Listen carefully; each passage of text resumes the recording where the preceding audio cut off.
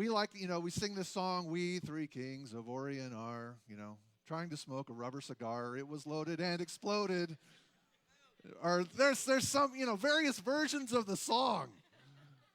The problem is they're kind of all wrong because there weren't necessarily three of them. They weren't kings and they weren't Oriental, right? Actually, the word magi just means wise men. And if you think back, you know the story of Daniel in the lion's den? Anybody? Daniel, he was, the Israelites had been disobedient to God and unfaithful, and so God drove them out of the Holy Land, and they were basically in captivity. And so while they were in captivity, Daniel served the king as an advisor. And the other advisors tricked the king into making a law that you couldn't pray to the real God. And Daniel was like, well, I'm going to go pray anyway. So he went home, he opened his windows, and he just kept right on praying, got thrown in the lion's den, and God delivered him. Well, this council that served the king, these wise men, these advisors, these were the Magi.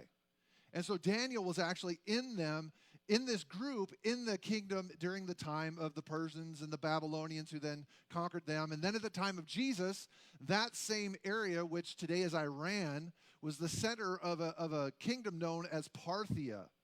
And for a while, the Romans had conquered some of it, and then the Parthians had taken a lot of the land back and was really the rival empire to the Romans at the time of Christ.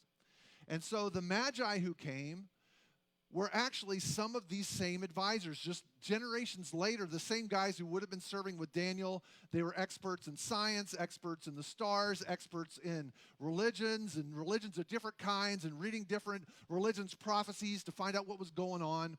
And so these guys were the guys who came, and they said, hey, we saw his star, and we have come to worship this King of the Jews.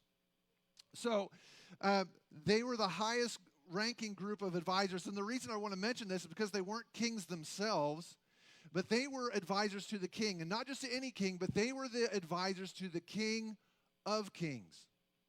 Because at the time of Darius or Cyrus or these different Old Testament kings, these were not just, kings who ruled over a city or a small area.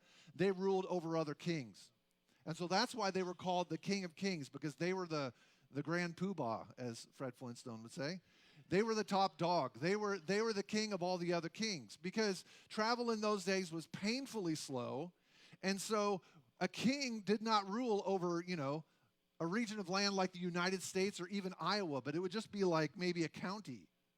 And then there'd be another king in the next county and another king in the next county. But the king that these Magi served was the king over all of them.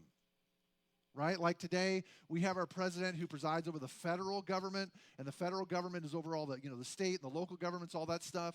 Well, this is who the Magi served. And so when they saw this star rise, this star was not just telling them that a king was born. But what they understood from the star was that a new King of Kings had just been born. And so because these were the people who served the King of Kings, whoever was in power at the time, whether it was, like I said, during the kingdom of the Persians, they served that one. When Babylon conquered them, they still served the king of all the kings.